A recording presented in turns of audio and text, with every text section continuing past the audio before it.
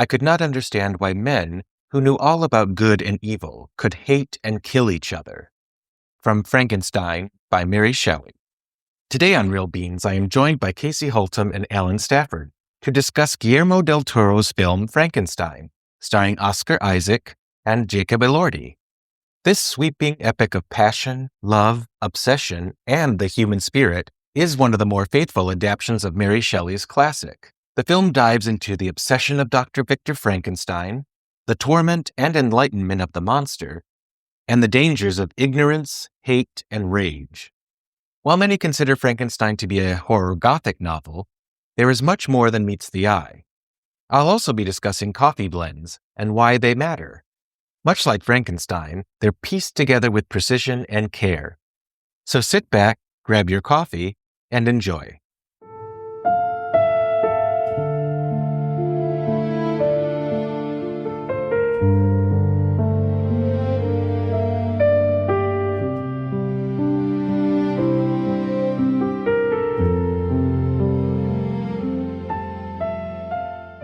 Well, we just finished watching Guillermo del Toro's Frankenstein. First off, let's start off with what are your initial thoughts on the movie? What did you think, Alan?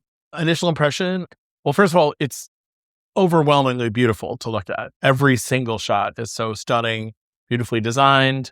It does have the feeling that the whole thing is on a built set, like it's almost like an MGM musical or something. Just the most beautiful, detailed set, indoors and outdoors. Although it did seem like the outdoor stuff might have been shot on location. It still was so pristine and beautiful. Right.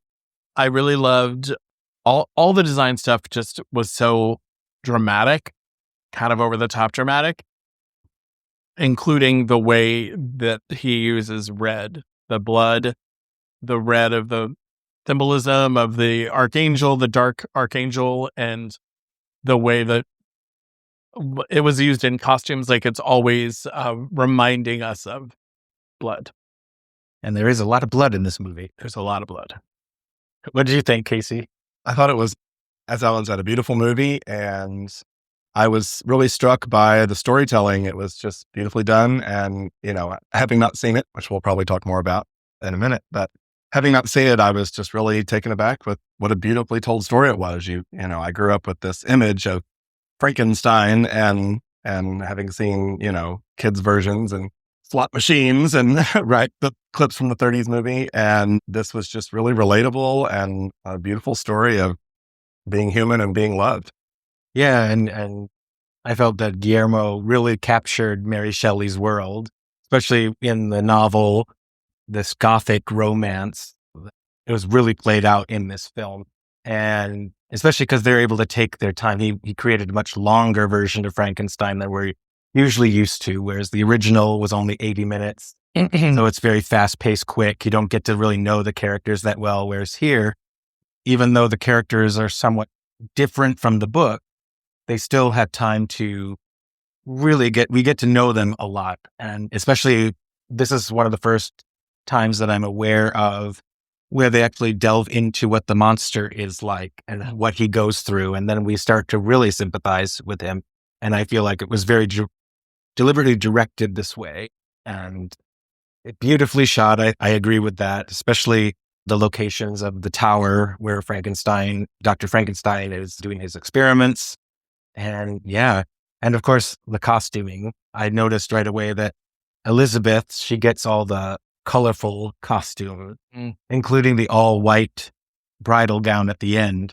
So she's the one. Everyone else is sort of in their black tuxedos or work outfits, which are just like a white and black, shirt, black pants.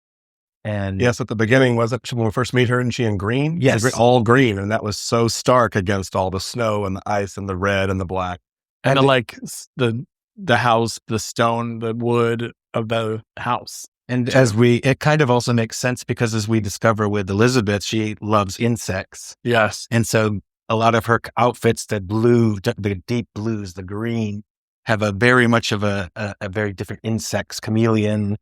Like the scene where she's drawing the beetles and the beetles have that sort of like iridescent green. Right. Which matches her. Exactly. And in this version, Elizabeth is more scientific and more interested in what Victor Frankenstein is doing, and gets involved more with the monster, which the character doesn't in the book or in other adaptations. She's just there to be the wife of Victor, or in this case, his brother William.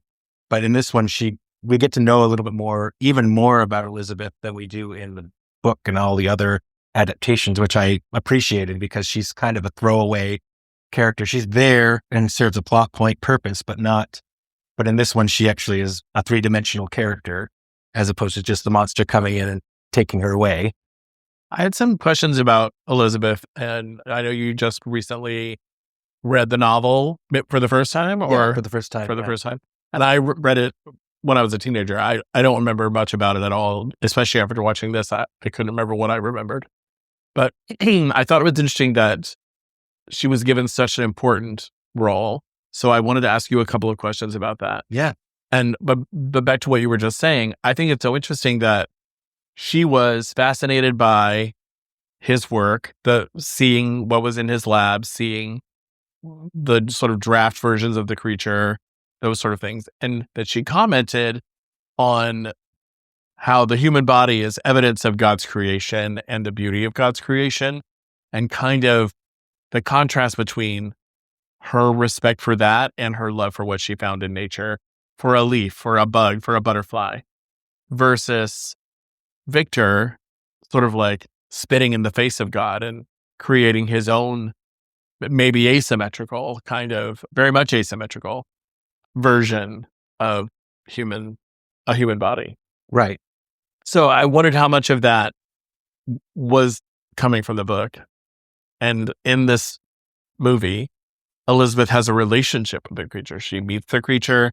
She gets to sort of show empathy to the creature, which is the opposite of the way Victor's treating it. And I wondered how much of that is in the book. Well, not much, because Elizabeth she's always in the shadows of the book and the story, as she's getting letters from Victor while he's doing his experiments, because he's in Geneva, as in this version of the movie, just hiding away and day and night going through his experiments and not letting anybody come in and talk to him. And he's going slowly mad with passion and power.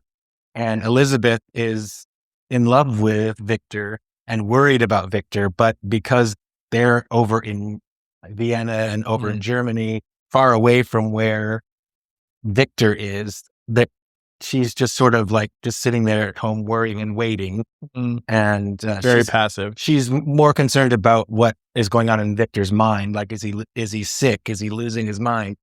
Will we see him again? Like, when is he coming back for our wedding? And pushing Victor's best friend Henry to go and like find out what's going on and bring back good news. But it never in the story does it seem like Elizabeth is sort of like saying no to his work. Mm-hmm. She seems to be very much behind him. He is a smart man. This is important. And she knows it's important and doesn't want to get in the way of what he's trying to accomplish. Interesting. I wonder if it seems like, if it's following the book, this version of the movie, that his mother dies so early, and there's all this masculinity throughout the whole book. It's all men. So I'm wondering if Guillermo del Toro decided to expound upon her character, if that's the right word, to give a feminine voice to some more of the movie, but also to humanize the monster, because it sounds like from what you're saying, in the book, the monster is just the monster. And even though you hear the monster's perspective, there was nothing to sort of soften him or make you really feel for the monster. And I think that she helped the monster seem more human and to feel for that monster. And, it helped that the monster didn't look like a monster either, not completely.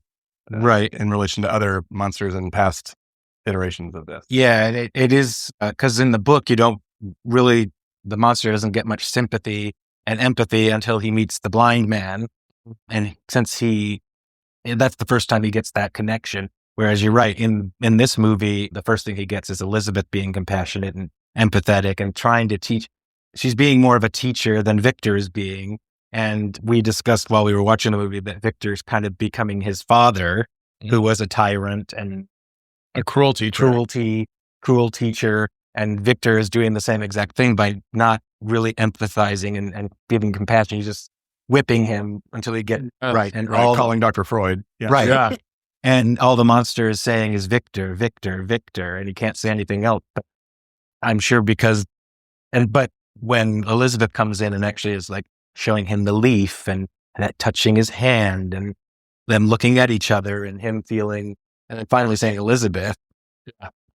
I took that to be because she was listening to him and asking him instead of Victor saying, say another word, say something else. Right. And berating him and belittling him and scaring him. And that was a distinct contrast, I thought. Well, and that also could be like that feminine intuition. Exactly. Like a mother's touch versus a father's touch, stereotypically. Right. Yeah. Very stereotypical. And it comes off like that in the movie. And Mia Goth, who plays Elizabeth, was really well with her emotions and facials and just her eyes, just talking to him, the monster, because the monster doesn't have much to say. And he has to do most of his acting with his movements and his eyes at the beginning until he becomes a learned monster. Yes. He goes to school. Yes. I thought it was an interesting contrast too between the way Elizabeth was enchanted by the butterfly, enchanted by nature, enchanted by William and Victor. But then the more she learns about Victor, she becomes more of a conflict and she decides she doesn't want to be around Victor and that he's, trying to seduce her and she's not interested. She's already made her decision. Like the way that he takes it to be an ego stroke that she's interested in his work. And then eventually she has to sort of make it clear that she's fascinated by nature, not by Victor. And I thought that was an interesting distinction, especially for someone who was, I thought, going to end up being his wife. She does make a stark change from being intrigued by him, liking that he's a little further from the tree than other people. Yeah. But then when she saw, it was very telling, I think, for her that you've created this thing and then you immediately shackle him. And that really changed something in her head about him. And then to try to go back and save the monster. Right. Even though they put the butterfly in the cage. That was different. But she didn't. They didn't hurt the butterfly. No, right. It was entrapped, and she was excited to do that. But she kept it alive and brought it back to him, and and was stroking the bugs when she was drawing them. Yeah, very she was affectionate. not hurting anything. Right. So I think that it was a turnoff for her to see that he was hurting the monster, or she thought he was. He wasn't at first. But even just to shackle him, yes, scared instead of developing or growing the creature. And as we see in the movie, because this was an added element, we have the Christoph Waltz character, who's the money behind the project, but also has in other motives of wanting to become immortal. Yes. With Frankenstein's methods.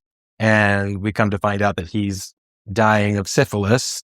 And this conflict ensues between the two of them where it's like, no, I'm not going to do this to you. I'm not going to, your body's already falling apart. And it's flawed. It's ruined. And of course, in Victor's mind, all he wanted was a perfect specimen. Yes. He worked very hard to choose the best specimens available. Exactly. For all the different parts. I was confused actually at that part. Was the benefactor, what was the character's name? Oh, Christoph Waltz. Something Haltom or something. Sure. But was he asking to be immortalized as a monster? But he wanted his brain. I think he wanted his brain to go into the monster that Frankenstein created. He wasn't saying no to the monster that was created, but he wanted his brain and his soul to be, his brain to be part of that. The soul came transported into that body because then he can live. I actually agree. I don't think it was clear what he was exactly asking for. Maybe that part was asking Victor to figure it out. Like, the creature was already finished, or maybe he could have kept changing the creature. But I thought he was saying, put my brain, because I want me to be in there. Although the creature does later say that he has memories of all the different parts. So it's not just the brain, like the modern science way we would think of it. Right. That's contributing to all of his memories and his thoughts and his character. Yes. But all of the different people. So maybe if Christoph Waltz had just give him one of my fingers and then I will be immortal, or I don't know. He doesn't say. He doesn't say. That does happen fast. But yeah. And then also, spoiler alert for anyone listening, but when the brother comes and says, "Did you not think about the soul of this creature?" And he said, "No, I didn't." Yeah. So that was very telling about, he's with processing, like, what have I done? I did not think this through. And, but the parallels of him trying to fix his relationship with his father throughout his whole life and throughout this creature was was painfully clear over and over and over. Yeah. And as we come to see with the monster, he starts to learn about life, love, compassion, but also rage and murder. Mm-hmm. Because if he can't have the love and compassion, then he's just going to go for what he knows next. And that's the fear and the vengeance. Yep, vengeance. I thought it was interesting that what you were saying about that Victor has this response, whatever, to the creature, that he doesn't have a soul. He can only say one word. He doesn't follow directions. He wants to touch the fire. And he just presumes that this creature that's it. I've seen the full extent of his potential. And you pointed out during the movie that it's like he's a baby. He was just born. Of course he doesn't know full, vocabulary or whatever. And then later he gets the chance to be taught kindly by Elizabeth, and even later to be even more thoroughly taught by the family and the blind man. And the way he becomes this really beautifully articulate, poetic kind of speaker, I think it's just telling that he responded to the way he was treated and was able to grow in the light of those people. But that Victor just never thought it was. In fact, Victor didn't even think he lived at first. He was just, it didn't work. I don't hear a heartbeat. I give up. I wander off. And then later the creature finds him asleep. Yeah. Well, and he had no faith. Victor's character is often, if we're considering the creature human, humans do learn, and they are always listening. They're not just empty beings. And as you both know, as I've talked many times as a pre-K teacher for 2 decades, it's, I often meet people, what do you teach? Oh, pre-K. Oh, how cute. And I had a coworker who used to get very upset about that. And I tended to agree with her over the years, because what they're meaning when they say, oh, isn't that cute, is they're just these empty beings that are just appear to look cute and to laugh at, but they're listening to everything. And at that pre-K level, from four turning 5, they end the year seeming 2-3 years older than when I started with them. And so I was thinking about that with they're learning, and humans are always listening and affected by everything, and things that make us flinch and things that make us smile, and visceral things like taste and smells. But I was very, so Victor kind of plays that person that if I met out for a drink or was going on a blind date or something, and they'd say, oh, that's so cute about my job, or about that aged child. And I just think you don't really know what you're talking about. Yeah. Like the only appreciation he had for the creature was, I have solved this problem of immortality with science and created this thing. And believe for me, I did a good job. Done. Check. Yeah. Me. What a male response. Right? Exactly. And talking about him learning and everything, we see lots of scenes where he's like playing in the water and learning what water is, seeing the leaves and watching the leaves flow down into the sewage. And he's curious about the world around him. Exactly like children. Exactly like children. I now sub for toddlers and watching them with the sand, and there's a water pump at my current school, and they can pump the water over the sand, and watching them look at the sand granules when they're wet or dry in their hands. And processing that, and what sticks in the sand, whether it's a doll or a truck, whatever, and what doesn't, and how they can manipulate it, and hours of fun just with wet sand. Yeah. Like, what are the physics, but also what's the imagination? Yes, but there is learning. Yes, for sure. I also thought it was fascinating that Victor manipulates him into wearing the shackles, right? Like, Victor's like, look over here, and we're going to put this on, and oh, look, this is a key. Isn't that fun? While he's locking him up. And the creature has no negative associations with the shackles. He doesn't understand that means he's trapped or that this is mean. He just thinks he plays with them like a toy, thinks they're cool, and is like, rattling them around. It's so fascinating that he just, later when he wants to be free and he can't move and he understands what they are, he gets angry. Then he learns that he has the strength to break them. And right. Victor just, even to that very simple thing of the way, like, sometimes as parents or babysitters, we have to like manipulate the kid. Like, here comes the choo-choo with your SpaghettiOs on it, and try to like distract them and get them to do what we want instead of listening and paying attention to what they want to know, what they're curious about. Yes. I mean, when Victor was beating him for not doing what he asked, which was unfair because this monster is learning. Right. That was one of the most heartbreaking moments in the film out of all of the violence for different reasons throughout the film. That moment was, I thought, you've worked this hard and you actually created a living being out of dead bodies. Miracle. And now you're hurting your specimen. Yeah. Like, even if you didn't have love for it, the respect scientifically for like, why would you scar and make bleed this creature that you finally got that you finally made become alive? You worked so hard for everything to be perfect. So much money and so much, like the perfect situation, the lightning storm, everything. Yes. Lots of spoilers, folks. Well, and the thing that's one of the interesting differences between the book and this movie, and even some of the other movies, is the fact that when we first see Victor in the book finish his monster, he's so petrified and terrified by what the monster looks like, he runs away and leaves the monster there. Upon his return, the monster is gone. And so we don't know where the monster has gone at that point. And that's where he gets into that, where's this? I've got to find this monster. If it's going to be out there, what is it capable of doing? And that starts that process up. And then we start getting into his family being murdered by the monster because all he knows in terms of Victor is rage and feeling and uncaring. And if you're not going to care about me, then I don't care about your family. He hasn't learned that. No. Yeah. Although when he does get educated, he does know what he's doing and he understands him, when he kills the son and the brother and then Elizabeth. And then a spoiler for that in the book, Elizabeth gets murdered because monster says, I will see you on your wedding day. And that's when he's hoping to get that bride that he asks to have a companion with. And because he says no, that brings in all the... If I can't have a bride, then you can't have a bride. Exactly. Right. And interesting.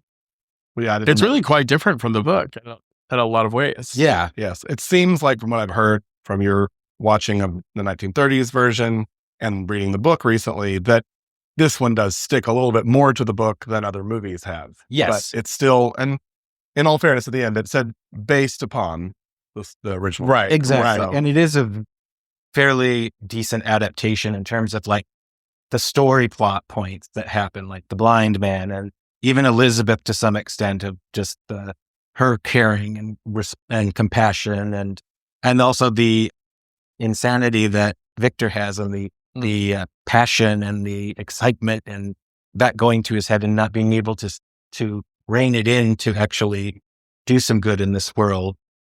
It's interesting how his ambition or obsession is not in line with the scientific nature of what he should be doing. Right. He's doing these things because he lost his mother. He's obsessed with conquering death. He's obsessed with bettering himself so he's superior to his father. Those things matter, but the actual scientific method, even though it clearly has a good scientific mind, like he figures it out, it's not about that for him. Right. And there's no sort of tradition of like careful research or anything like that. He just figures out these wild things and then he tries them and sometimes they work. Right. And it's implied in the book that, because we see in most of the adaptations of him stitching together body parts and things, but it's kind of implied in the book that he kind of creates it from an ovary, as it were, the beginning of life, like he's like an egg almost. Okay. It's not specifically saying that, but from what I was reading about it, it seems that Mary Shelley was trying to suggest that he discovered, rather than putting pieces together and then because electricity was Pretty new, but must have been the technology for the conductors or whatever, but he needed the lightning. Right. But yeah, so it was fascinating to kind of read about how she was trying to say he created it out of nothing, and it just came with all his research and scientific process created this outrageous monster that was not of this earth, as it were. Interesting. Well, here's another question I had for you, because I don't remember ever thinking that the creature is immortal.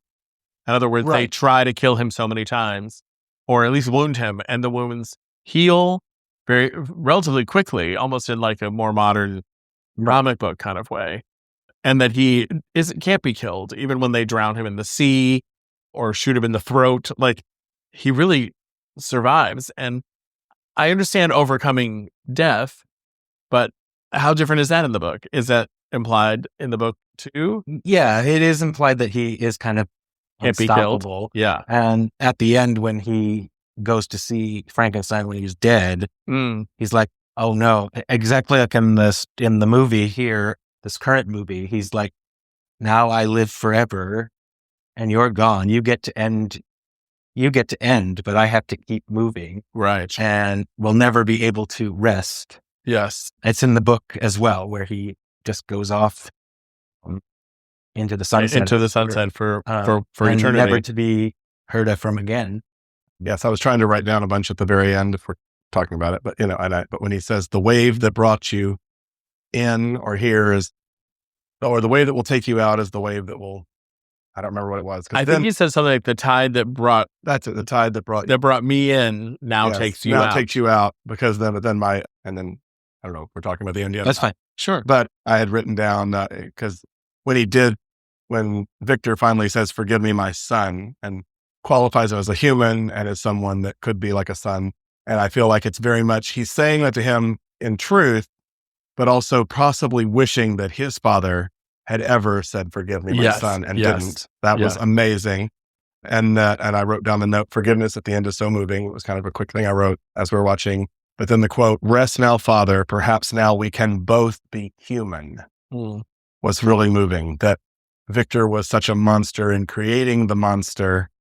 And so he can only be human in death, in remembrance maybe. And that the monster is only human. It can try to become human since he knows things about, all of the experience, and now maybe he won't be a monster. He can, because I was wondering too, with his healing, even at the very end, after all those death attempts, he almost, even though he was bigger and the hair was longer, but it almost felt like maybe over time with regentrification or whatever, that all those scars might finally go away, because he looked actually most human at the very end. You'd think he'd have a few scars from, he lives through it, but the scars actually look better. The face was still patched together, like the initial stitching is all still there, but it almost is like he did get better and better.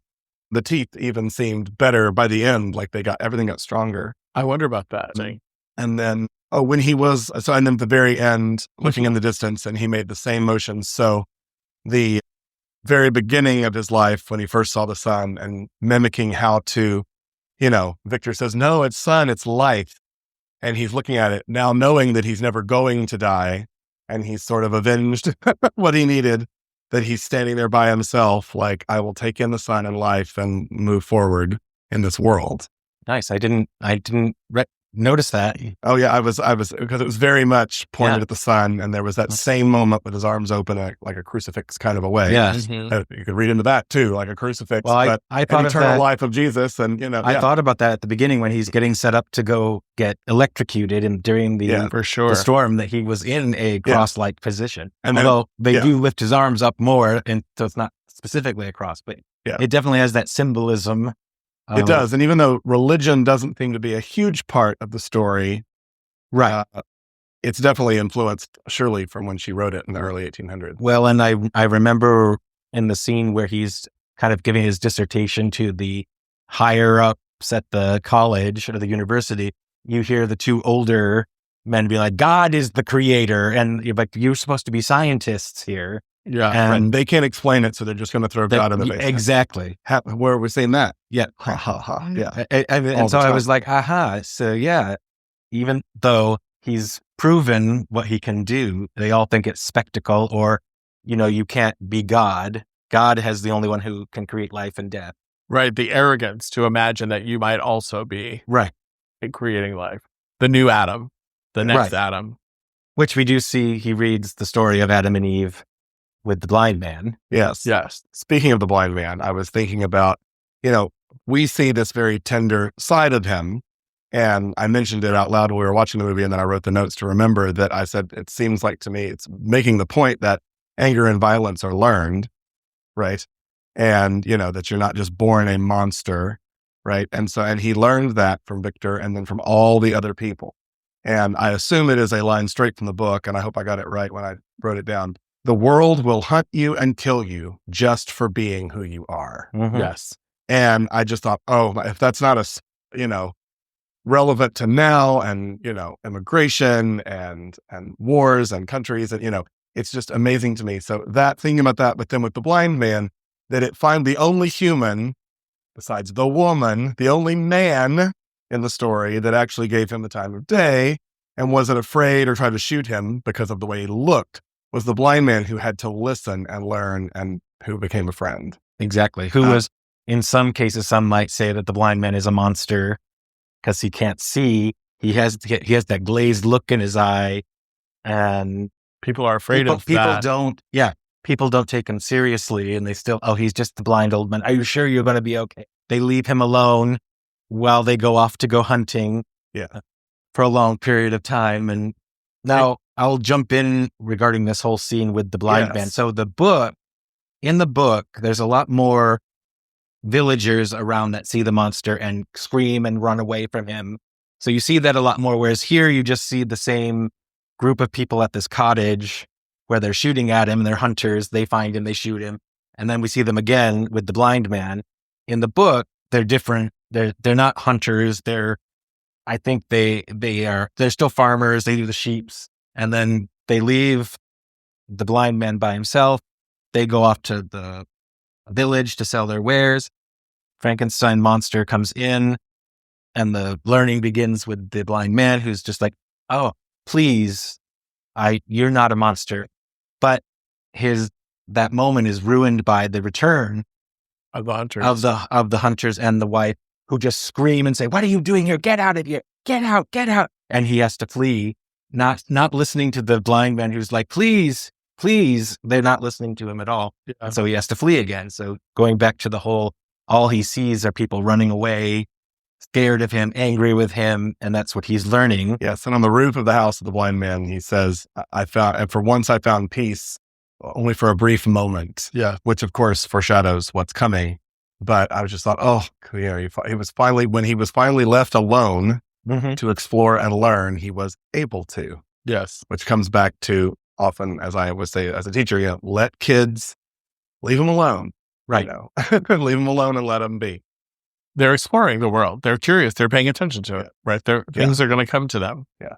Yeah. And we also see in the movie, he's befriended all the rats that are in the mill, and the rats don't seem to care what he is or who he is. No. Yeah. Oh, the sense. But they're also not hurting him. Right. The elk, or was it? Oh, the elk. Yeah. When he finds the berry bush. Yes. That was a really beautiful scene. That was. And then sharing the berries with each other. And then, of course, that's when we first meet the hunters. Right. Because they shoot down both the monster and the deer. Which I thought that was interesting because, of course, they shoot the animal. That's what they're there for. That's what they're looking for. But their first reaction when they see the creature is shoot him. Exactly. Shoot, not even him, just shoot it. Yeah. Right. Whatever because it is. It's a monster. Yep. And then later, the wife or something says, "What is it? Is it a man? Is it a beast?" And they're like, "We don't know what it is." And she's like, "Is it a ghost?" And they're like, "Definitely not a ghost. But whatever it is, shoot it." Right. Which is why I'm saying it took a blind person, another blind human, and as far as being male, because I'm still saying the women are asking questions, the women are inquisitive. He's never going to be able to even have 2 seconds to say, "Wait, let me explain myself." I mean, that's not how the book was going to be written anyway. But I kept thinking, like, how is he going to? I thought he's going to have an end because the man can't see him. Right. It's just like, and when he does touch his skin and feel he still the doesn't scars, he's like, "Oh, were you in battle?" Yeah.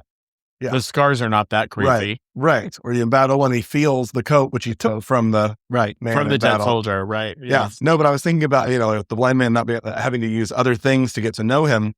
Kind of a weird reference to modern day would be like on The Voice over American Idol.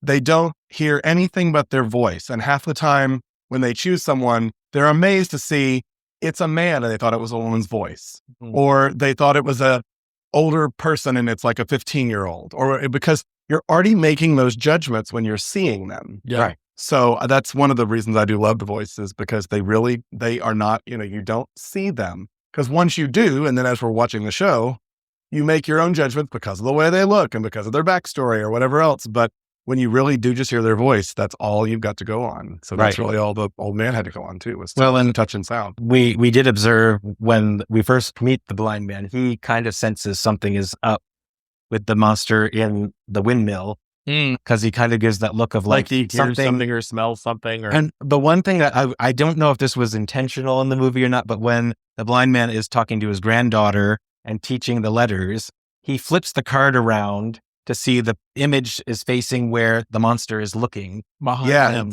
And I was going to ask, why is he if he's blind, how does he even know what he's looking at? Right. Right. He's asking her and she's identifying, but he's maybe also showing it to the monster. I think so, because he was sitting in spirit of the forest. Spirit of the forest. What does the monster do? Pays it forward by helping. Right. And they don't care. The blind man does, because he's all about the spirit of the forest and teaching the little girl to express gratitude. Right.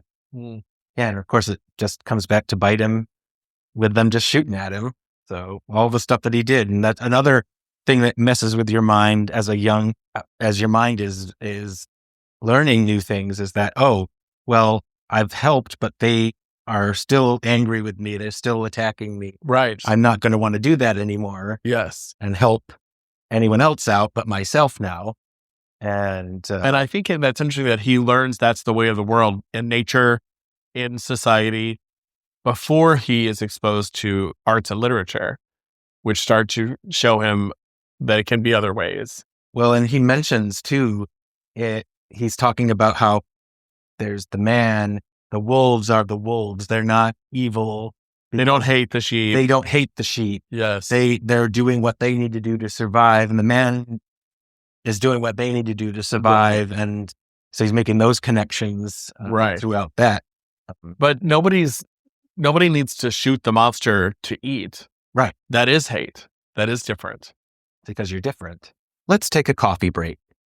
As you wander down the coffee aisles at the grocery store, you'll find a plethora of coffee blends. Many companies create a single origin coffee, which is a specific bean from a specific region, such as Ethiopia or Brazil, or even different regions from the same country, such as Ethiopia Yirgacheffe and Ethiopia Guji. But what happens when you start to combine different beans all together? It becomes a more complex cup, filled with a variety of tastes, scents, and textures. If made with precision and care, the blend can be a symphony inside your mouth, taking the best attributes of the bean and creating something that is not replicated by single origin coffees. That doesn't mean that all blends are created equal. There are some blends that are merely serviceable. But when made with care, they can be among the best coffees you'll find. Like anything mass-produced without intention, poorly constructed blends can result in an unsatisfying cup. Blends are often easier to brew at home, no matter what type of coffee maker you have. Also, coffee blends are more accessible, and there is something for just about any coffee drinker. It is also a more reliable way to create coffee, as options are available all year round, and you don't have to worry about one specific origin and whether the crop was good that year or not. As you search for a blend you enjoy, read the flavor profiles and tasting notes to be sure it is something you prefer. If you're not someone who likes a fruity finish, then something like Ethiopian or Kenyan coffees may not be what you want to get. If you're looking for something with chocolate or nutty notes, then coffee from Mexico or Brazil are a good place to start. The next time you're in the coffee aisle, take a deeper look at the blends and seek out one that fits your profile. And now back to Frankenstein and what happens when intention gives way to obsession. And that was a big thing for what Shelley was writing about as well. It was just the whole about a idea of fear of difference. Right. Well, and look, because of the time period and even up until, as I noted with the 1930s movie, that she had to publish this under her husband's name. Yeah. And then she was still being, in the 1930s version, credited as Mrs. Percy Shelley. Yes. So she was as a woman, she was an outsider and not. Yeah, she was probably experiencing the world the same way the creature is. Exactly. Right? At the mercy of the men, at the mercy of strangers. So in a sense too, because of Elizabeth in this movie has been so drawn out, they could have been like taking inspiration from Mary Shelley. Oh, as Mary herself As is Mary represented herself. that way. Right. Studying nature and showing empathy. Exactly. Learning, wanting to learn and wanting to be involved. I think it's telling that Mary and Percy Bysshe Shelley and their poet friends, that was the world they traveled in. And that part of the story of the blind man is how important it is to share these historic stories, these classic texts, these beautiful poems, so that we do deepen our humanity by exposure to the arts. I felt like that was almost a like mission statement or something that was Right. happening in those scenes. And we did talk about that. Paradise Lost, Right. is specifically in the novel, In the Mary's novel, book. yes. Yeah. Anyway, I thought that was interesting. Yeah, there I said it. At the end of the movie, Mhm. you assume that he's going to just now trudge through the world for eternity. Mm-hmm. What is the book the same way? Is that he just, how does she wrap that up? So the book wraps up with the captain writing to his niece or daughter. I can't remember if it was his daughter or niece, but saying this is what happened. Frankenstein monster appeared. He was leaning over Frankenstein. I don't know what he said, but as soon as he saw me, he jumped out. Because the captain has much more of a prominent role in this version than he does in the book. The books are just through his letters of what he's observed with the crew, with listening to Victor Frankenstein, and then listening to Victor Frankenstein talk about what he talked about with the monster is all done through the eyes of the captain and his letters. Okay. And so they end the book with his letters saying, I've just heard the most unimaginable tale. It's so fascinating. It's wonderful. And then the monster just went off into the sunset. And that basically is the end of the book. And he's just like, the monster is just continuing on with life into a new dawn, as it were. So Interesting. I found it to be so heartbreaking that he acknowledges the monster acknowledges to Victor, I need a companion. I need you to make me a companion because I'm alone and I can't die, but I also can't live alone. And the irony that there's only one person who can make that happen, that it's Victor. That if Victor dies, no one else can do it, or at least no one's proven they can. And to know that he ends up trying to get through to Victor, and the only way he can get through is by violence, by hurting him, and just probably hastening his death at the very least, let's say, that he is in that situation of, like he says, the tide brought me in and now I'm taking you out, even though you're my only hope, even though maybe you could resurrect Elizabeth for me, for example, and I can be with Elizabeth forever, or someone like her, or something, anything, please, And the fact that he does end up walking off without that, giving up hope on Victor, giving up hope on having a companion, giving up hope on society, on not trusting anyone. The one person he thought he could really trust was Elizabeth, and then the blind man, and both of them were killed, in part because of misunderstandings and fear about who he was. So it's almost his fault, even though he didn't do anything wrong, so to speak, or to specifically cause it. It ends up being very tragic, especially because this version develops so much sympathy for him, and you really do get to care about him and root for him, and you wish the world was a little bit different so that there might be a basement under a mill somewhere where he could live forever safely. And who knows, maybe that's what he ends up doing. Maybe after the book ends, if he continues on with his journey, or if he stays in the Antarctic away from everyone. Yeah. And can we talk quickly about Jacob Elordi's performance as the monster? Yeah. I mean, Boris Karloff was the monster in the 1930s version, and he is with what he's given as the monster, does a really good job with trying to get you to be empathetic towards what he is. Yeah. But in this, it's because it's drawn out more and there's more to it, more meat in the performance. He's really fascinating to watch the way he begins his journey to where he ends his journey. Agreed. And definitely, I'll just say this, definitely an Oscar-nominated performance should be. Worthy. Totally. Worthy of it.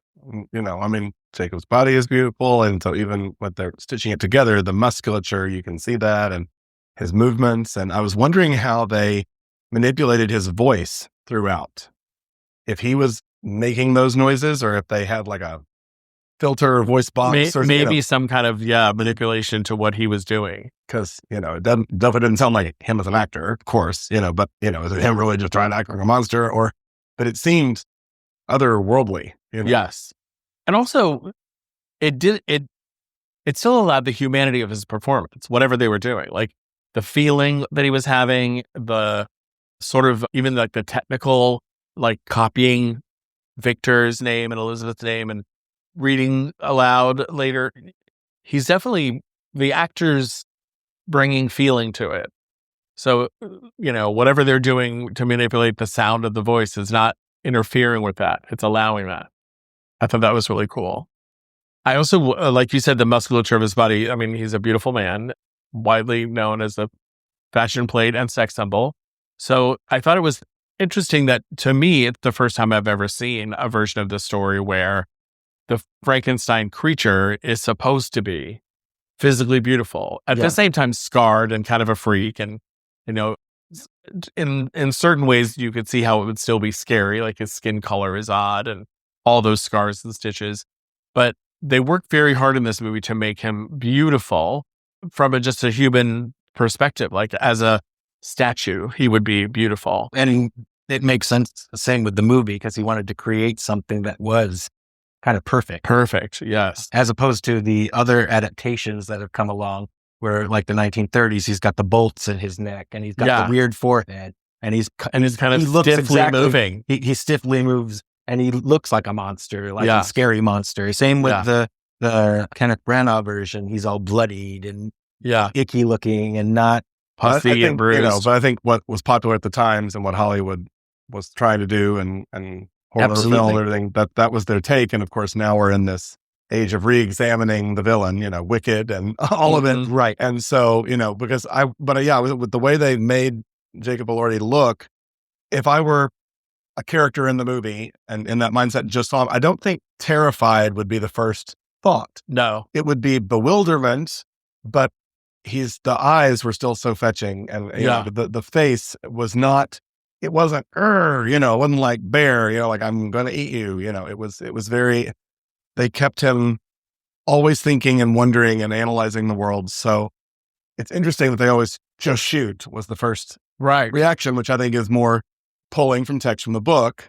But I think the director did want, in humanizing him, I just would think like, if he's not running at you, right. Like in the beginning, he's growling and he's mad. So I got that. But then there are other moments when he would meet humans that I thought, why, if they're just sitting there eating berries with what was the animal? With the deer, elk or whatever it was. Elk or whatever. Eating berries with an elk and you turn around and look when you kill the elk. My first thought would from 100 yards or wouldn't be to just shoot you. My first thought would be like, well, let's, if he starts running towards you or something. Right, or doing something scary. Like maybe if he was like hurting the elk or pulling roots out of the ground and beating, somebody, like he doesn't, I feel like often it's exaggerated that he's mistreated because he's not doing anything threatening. Well, and I think there's also an element of the ignorant man, as opposed to you've got the grandfather, the blind man, who's teaching his granddaughter the works of Paradise Lost and all these that he teaches the monster later on, and become a more enlightened, compassionate person. Human. Whereas the other hunters just know hunting, and that's in their blood. Protect the sheep at all costs. Yeah, but they don't have compassion for other people. Yeah, it's all about what they need to sacrifice for themselves. I thought it was interesting too that in the beginning, when Victor first sees the creature, the way that not when he first sees the creature is complete and electrified and still, and he assumed he failed. Then he is exhausted and goes takes a nap, and then the creature shows up in the bedroom, and it's like really beautifully sensually shot, as though they're teasing lovers, like playing peekaboo, and he sort of is fascinated by this distorted or, medical miracle form of beauty. But he really is kind of, I think I referenced in while we were watching it, Pygmalion. He's created this perfect love for himself, which is really narcissism. Like he's more in love with his own ability than anything. But there was a moment there at the beginning of their relationship where they're touching each other's faces and they're holding each other's hands and they're just can't stop staring at each other's beauty and fascination. And this is a baby learning who his father is, right? Bonding with his father for the first time. But it's also a father falling in love with his own progeny. Right. Not necessarily in like a romantic way, but it is very sensual the way they do it. And Jacob's body is beautiful, but also his movements are so sensual and exploring and curious, and the way that touching feels on your fingers. Like, what am I touching? And, Oscar Isaac is shirtless and has this beautiful long hair, and they're in this romantic Victoria bedroom. And there's this queer coded undertone under the whole thing, which I think only starts to seep away for Victor because he's not able to have it the way he fantasized or control the creature the way he imagined it would be, which he says makes reference to what he thought it would be. He's sweet to the creature until the creature cuts his hand. Yes. And says, I told you not to do that. But it's sort of, again, I kept thinking like, this is where parents and adults need to have training with children to know, right, you can set it up so that they're free to roam, but you have to have the padded room and the knife can't be anywhere near it. Don't leave the razor next to the baby. The adult, as the educated adult, to even have it in the room. It is not the child's fault for cutting their hand. Right. Yeah, so right. He's like takes it out on the kid. But right after that happens, it's sort of like, oh, this is not the dream world I thought it was going to be. I actually have to be a parent. I don't want to do that. Right. And then, so I'm just going to shackle you and go upstairs. Yep. And I don't know, take another nap. Yes. I don't know what he's doing. When he defends that to the woman, Elizabeth, she says, he says, why, for his, I chained him. Yes, for his protection, for my protection and his. Yeah. And I'm thinking, that's what you think. Right.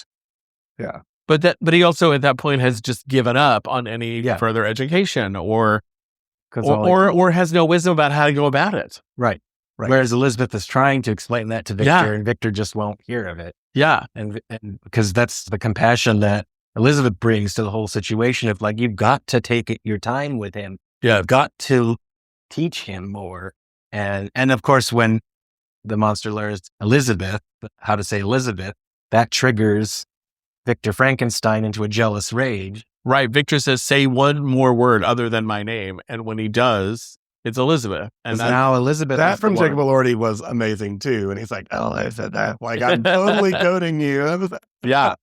Meanwhile, that should have been the thing to please your father. Right. I did what he asked, and it was really hard, and it took me a long time, and I managed to dredge it up in his presence. And then he's like, okay, well, then I'm burning the whole house down. Yeah.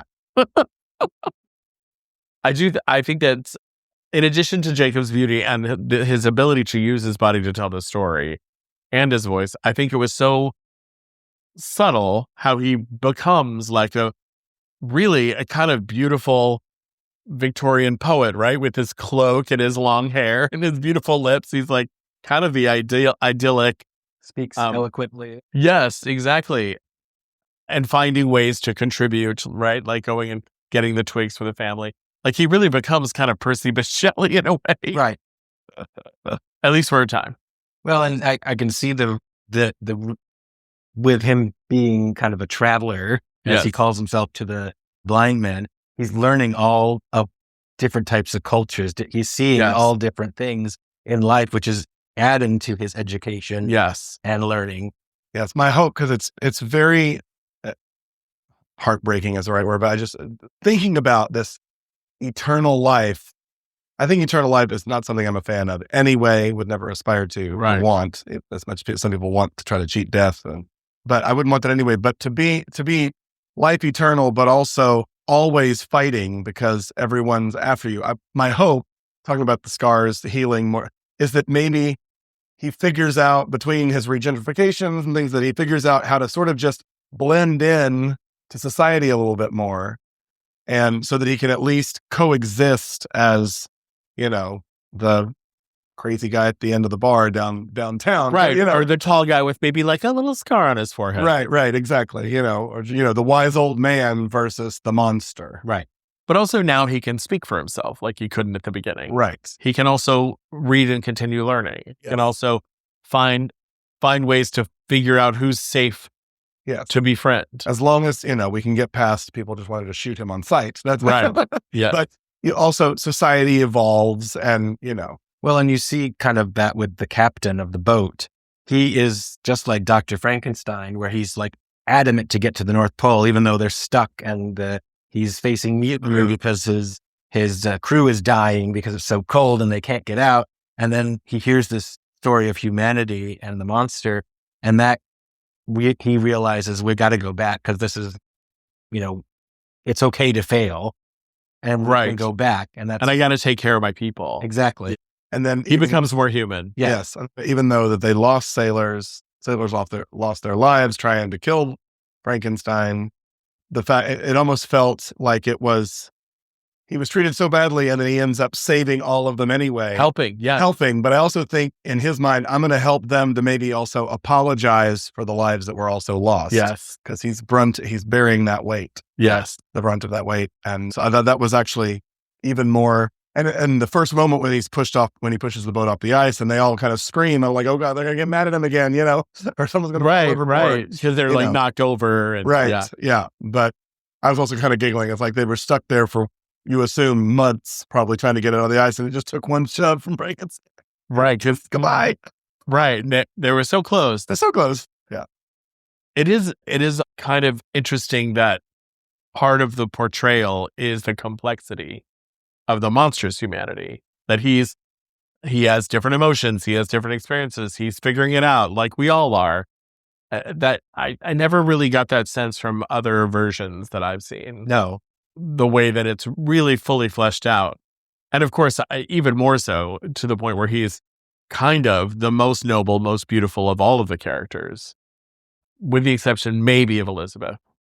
I think it's the opposite of horror, even though there's some pretty grisly, gory stuff. Yes. Woo. Yeah. Woo. And Guillermo del Toro, of course, knows his way around horror, but this isn't about that. And even when that's happening, while we're cringing, I know we in this room, we were cringing. It's not so that we cringe and so that we're afraid of him. No, right. Even in moments where it was one creature, animal, person after another getting harmed or killed, nothing was like gratuitous. No. Right. Like in this moment of mass chaos, you are going to lose 3 of those animals or 2 of these people or whatever. But take somebody's eye out. But while it's going to happen, he definitely showed it, especially something that happens to the blind man's family, which I won't spoil for anyone who hasn't seen it yet. But oh my gosh. Yeah. Yeah. So very graphic, very gory. And as with the rest of it, really the level of excellence in executing those gory special effects or those really rageful, violent moments, really beautifully done. Beautifully done. And I will admit my TV that we're watching it on, I do have the color settings on my nice TV to kind of oversaturate a bit, but it worked beautifully with this movie. Because, the blood was bloody. Yes. The blood was bloody. And the flesh was fleshy and the fur was furry. Like it's definitely, it's kind of incredible to imagine, even just like the one scene in the cabin where the wolves come and attack the family. Is this, that's like, top level everything, every moment. Is this movie available to watch in the theaters? It was when it first opened. It's Netflix, and Netflix made the deal with Guillermo that they would put it in theaters for 2 weeks. I think partly for Oscar contention, but also to have the theatrical experience. It would be beautiful in the theaters. What I'm saying. Yeah. We're great on mine. I'm glad I have a large TV, but if it does, it may still be. I don't know if it's. Well, and if it's not, it may make a return after the nominations come out. Sure. Because if it gets nominated for Best Picture or any of the major contenders, then they usually like to bring it back. For listeners of your podcast, don't watch this on an airplane. Right. on a device or an airplane TV. Like Watch it on a big as big a screen as you can. Yeah. I agree. Because The you'll get details a are lot incredible. a lot of the details and a lot of just how beautiful it's put together. Yeah. The sets, the photography of everything. I mean, it's really extraordinary. It's like every shot is like a painting. Yeah, it's a very special piece of film. from the first few seconds. Absolutely. Amazing. All right. Well, thank you for the talk. Oh my gosh. Thank you. It's so nice after giving contributions that you've quoted us, but to actually have our voice on here is wonderful. Exactly. Oh, you can cut my voice out. I hate my voice. That's All right. Thanks. Thank you, Ben. Frankenstein, though not a completely accurate adaptation, does hit all the right notes that Shelley was trying to convey in her novel. I recommend reading Shelley's novel if you haven't already. And the 1931 adaptation, while not a true adaptation, is still a thrilling and enjoyable film. You can watch Guillermo del Toro's Frankenstein on Netflix. A special thanks to Casey and Alan for joining me and providing their insights. Next time on Real Beans, we will pay tribute to Rob Reiner and one of his most popular films, When Harry Met Sally. So until next time, sit, watch, repeat.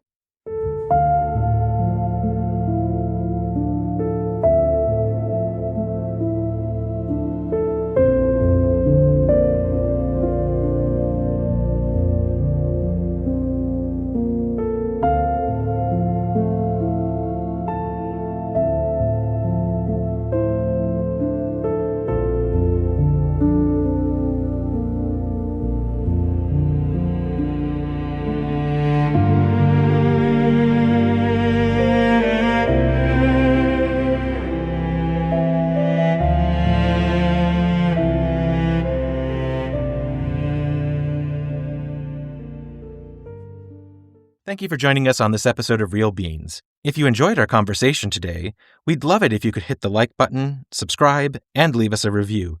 It really helps us grow and reach more fellow film and coffee lovers. You can catch all of our episodes on your favorite podcast platform, on our YouTube channel, and for even more insights, recommendations, and everything films, head over to realbeans.com. Want to support our show and help us keep brewing up great content? Visit realbeans.com/support.